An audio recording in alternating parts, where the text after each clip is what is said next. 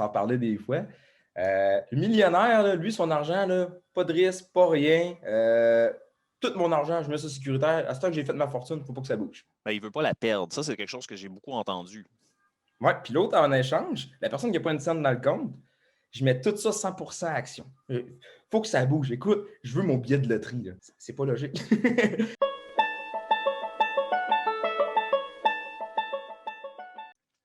Est-ce qu'on peut en parler de la liquidité? L'épargne court terme, moyen terme, long terme, comment est-ce qu'on devrait gérer ça? L'idée, là, c'est regarder c'est quoi l'argent que tu as besoin d'ici 1 an ou 2, d'ici 3 à 5 ans, puis c'est quoi l'argent que tu as besoin d'ici 5 ans à 10 ans, puis 10 ans et plus. Parce que nous autres, ce qu'on regarde, le tableau index, là, il est vraiment intéressant pour ça. Si tu prends le tableau index, là, on pourra faire un partage d'écran ou un montage à quelque part. Je te laisse mettre ça quelque part. Ce qu'on voit là-dessus, la petite ligne bleue foncée du tableau index, c'est les petites capitalisations américaines. Puis quand on regarde ça du jour au lendemain, sur 1 an, ça fluctue solide. On ne peut rien garantir sur 1 an et peu importe l'année que tu prends depuis les 70 dernières années. Si tu regardes sur 5 ans, tu as des périodes qui sont creuses longtemps. Puis tu vas faire des pertes sans arrêt pendant 5 ans. Fait quelqu'un qui va faire un portefeuille en se disant, ben écoute, si je regarde juste l'historique du placement, je ne me casse pas la tête. Et depuis 20 ans, c'est positif. Ça fait une moyenne de 8 par année parce que c'est à risque, puis ça va bien. Moi, investir de l'argent là-dedans. Je te dis, écoute, d'ici 5 ans, on verra ce qu'on est rendu.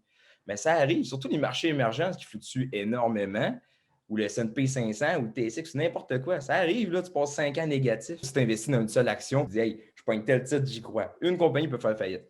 Ce n'est pas une bonne stratégie. Sur du moyen terme, si on regarde justement un portefeuille équilibré, puis encore une fois, sur le tableau index, on va voir la ligne jaune. Trouve-moi une période de 5 ans qui est négative. Il n'y en a pas vraiment. Sur 5 ans, le rendement, même sur 3 ans, la plupart du temps, 3 ans, on est positif. Sur 20 ans, si tu regardes les rendements, encore une fois, d'index, là, c'est intéressant, bien, le rendement, il est pas mal moins intéressant dans un portefeuille équilibré qu'un portefeuille 100% action. Donc, tout ce qu'on veut, c'est vraiment diversifier. Quand on est diversifié sur le long terme, Exactement. on est presque sûr d'être positif. Donc, c'est vraiment quand on a un horizon de court terme ou qu'on ne peut pas se permettre de perdre cet argent-là. L'argent court terme, ne met pas de risque là-dessus. Tu n'as pas une scène, tu n'as pas d'argent, tu n'as rien dans le compte. Bien là, l'idée, c'est pas essayer de clearer les cartes de crédit pour régler tous les comptes. Non, non. Crée-toi un coussin, garde-toi de l'argent à court terme. Laisse faire investir à 8 quand tu as une dette à 20 Ça, c'est le point. Court terme, tu règles ta stratégie. Tu as un peu d'épargne qui s'accumule, tout ça, bien là, tu vas en mettre dans du moyen terme. D'abord, pas dans du long terme. Laisse faire les REER. Tu n'as pas d'argent, ça arrive de quoi? REER va te donner 27 d'impôt souvent, puis tu vas te décaisser, tu vas en payer 33, 38 des fois, dépendamment de tes goûts dans ton année. Donc, vraiment, l'idée, court, moyen, long terme, puis on ne peut pas déroger de ça. Peu importe combien de millions que tu as, peu importe de qu'est-ce que tu es, peu importe qu'est-ce que tu fais dans la vie, garde cette stratégie-là, mais les montants vont varier pour une personne ou l'autre.